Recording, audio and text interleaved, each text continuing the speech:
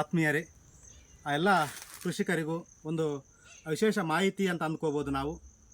ಯಾಕೆ ಅಂತ ಹೇಳಿದರೆ, ನಮ್ಮ ದಕ್ಷಿಣ ಕನ್ನಡ ಜಿಲ್ಲೆ ಅಥವಾ ಕರಾವಳಿ ಭಾಗದಲ್ಲಿ ನಾವು ಅಡಿಕೆ ಕೃಷಿಯನ್ನೇ ಯಥೇಚ್ಛವಾಗಿ ನಾವು ಬೆಳೀತಾ ಇದ್ದೇವೆ.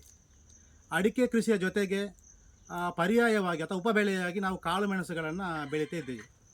ಈಗ ಪರ್ಯಾಯವಾಗಿ ಅಥವಾ ಉಪಕಸುಬು ಅಂತಲ್ಲ, ನಾವು ಕಾಳು ಮೆಣಸನ್ನೇ ಮೂಲ ಬೆಳೆಯನ್ನಾಗಿ ಬೆಳಿಬೇಕಾದ್ರೆ ಅದಕ್ಕೆ ಪಯ್ಯೂನಿ ಗಿಡ ಅಂತ ಬರುತ್ತೆ. ಈ ಥರದ ಗಿಡ ಇದು.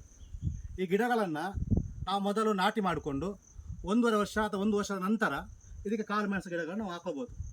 ನೋಡಿ, ಈ ಗಿಡ ಪಯ್ಯೂನಿ ಗಿಡ ಅಂತಕ್ಕಂಥ ನಟ್ಟು 1.5 ವರ್ಷ ಅಷ್ಟೇ ಆಗಿರೋದು. ಹಾಗಾಗಿ ತುಂಬ ಚೆನ್ನಾಗಿ ಬಂದಿದೆ.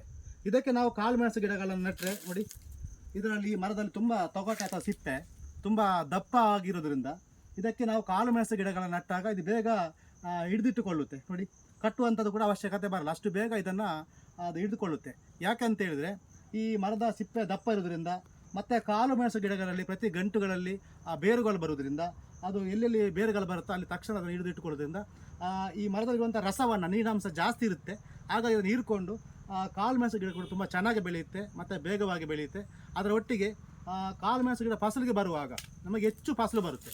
ಯಾಕೆ ಅಂತ ಹೇಳಿದರೆ, ಈ ಸಸಿಗಳಿಗೆ ಬೇಕಾದಂತಹ ನೀರಿನಾಂಶ ಅಥವಾ ಗೊಬ್ಬರದ ಅಂಶ ಈ ಸಸಿಗಳಲ್ಲಿ ಪಯ್ಯೂನಿ ಗಿಡದಲ್ಲಿ ಸಿಗೋದ್ರಿಂದ ಕಾಳು ಮೆಣಸು ಗಿಡ ನಮಗೆ ಬೇಗವಾಗಿ ಬೆಳೆಯುತ್ತೆ, ಹೆಚ್ಚು ಫಸಲು ಬರುತ್ತೆ ಮತ್ತು ಶಾಶ್ವತವಾಗಿ ನಾವು ಕಾಳು ಮೆಣಸು ಕೃಷಿಯನ್ನು ಮಾಡಲಿಕ್ಕೆ ಅನುಕೂಲ ಆಗುತ್ತೆ ಅಂತೇಳಿ. ಎಲ್ಲ ವೀಕ್ಷಕರಿಗೆ ಧನ್ಯವಾದಗಳು.